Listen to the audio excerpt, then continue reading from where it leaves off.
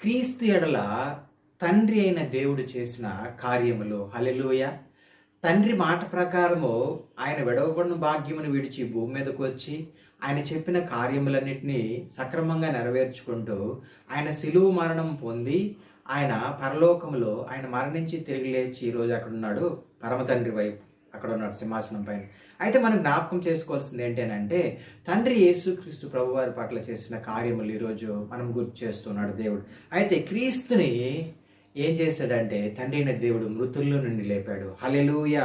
ఎఫెసీయులకు రాసిన పత్రిక 1వ అధ్యాయము 20-21 వచనాలు మనం చూస్తే, క్రీస్తుని తండ్రి అయిన దేవుడు ఏం చేస్తాడంటే మృతుల్లో నుంచి ఆయన లేపాడు. మరణించి తిరిగి లేచిన ఎవరైనా ఉన్నారంటే ఈ భూమి పైన, ఈ సృష్టిలో, అది నజరేయుడైన యేసు క్రీస్తు ప్రభువారు మాత్రమే.